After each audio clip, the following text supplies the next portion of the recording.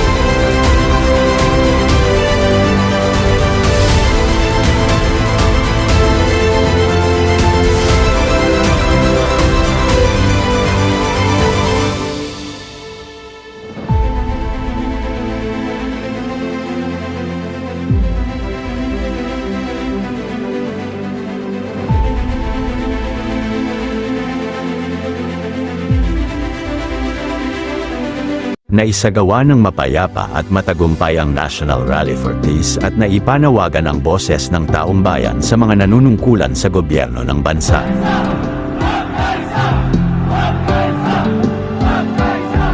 Bayan ang asikasuhin, hindi sariling mithiin.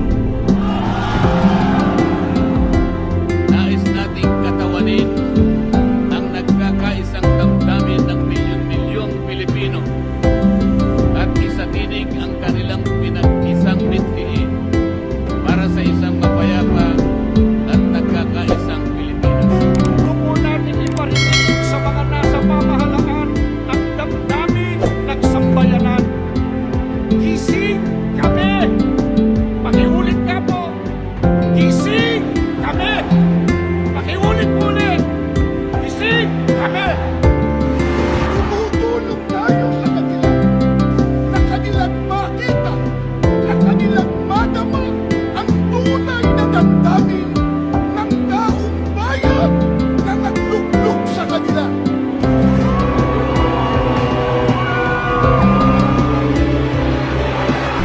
Kaya para sa kapakanan ng kapwa-tao, ang mga mamamayan, dapat isang tabi ang mga pansariling kapakanan at mga personal na ambisyon. Kayo pala ngayon ang nagkakatipo sa diwa ng tunay na kapayapaan at pagkakaisa na nagrarally ngayon. Sapagkat tayo lamang ang nasa likod ng Pangulo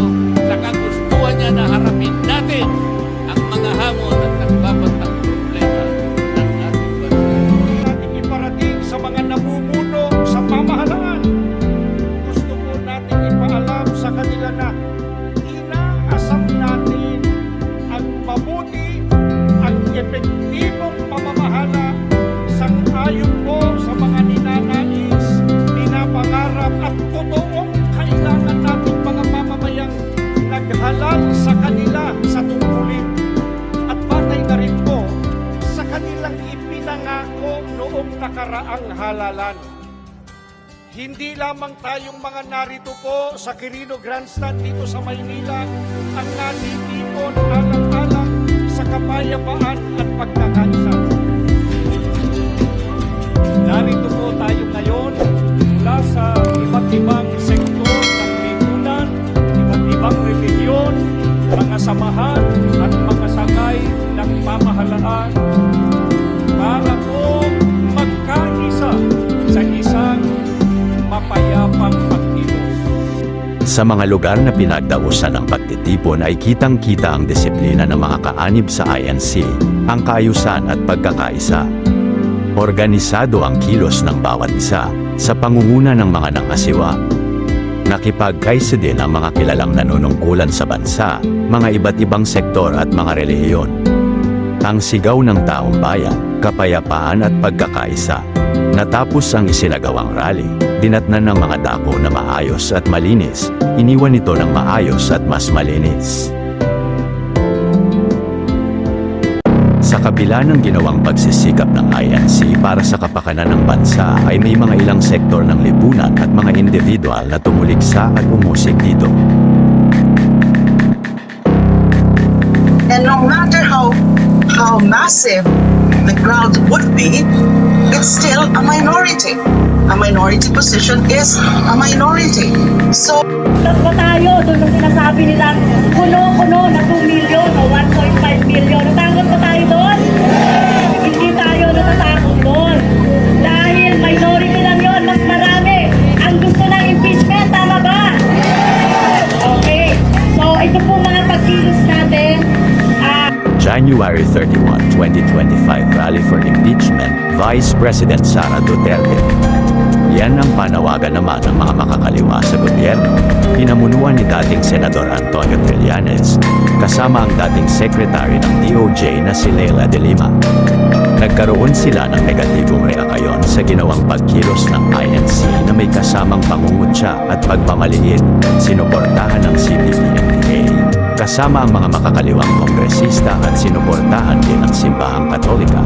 Sa pangunguna ng mga pari at madre, ang resulta, base sa kanilang ibinigay na impormasyon ay umabot sa 40,000 ang dumalo sa kanilang panawagan na Rally for Impeachment.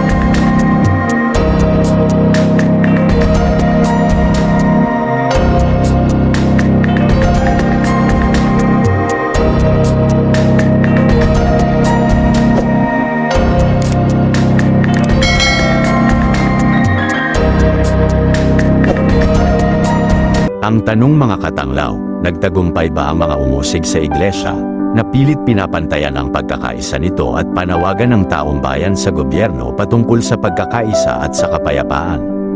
Napantayan ba nila ang bilang ng sinasabi nilang minority lang daw ang INC at sila daw ang majority? Hindi.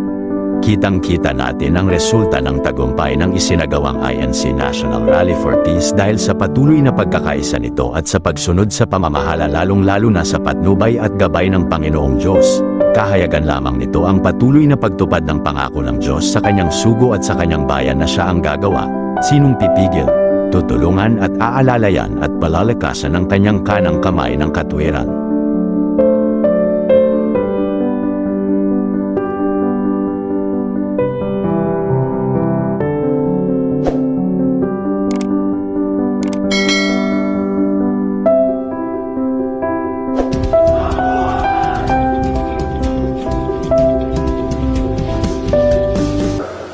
Meron pa po kaming nabasa at narinig isang politiko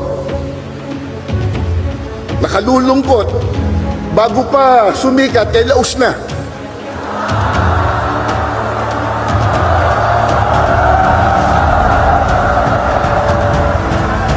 Nang makita po ang milyong ito, milyong-milyon na dami ng tao, abay sinabi niya kanina, kahit marami yan, minurya pa rin sila.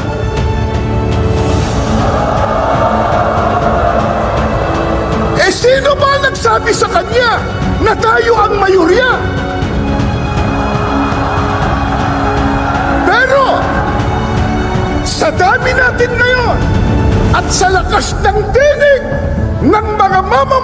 Pilipino, parang tayo lang nasa mayorya.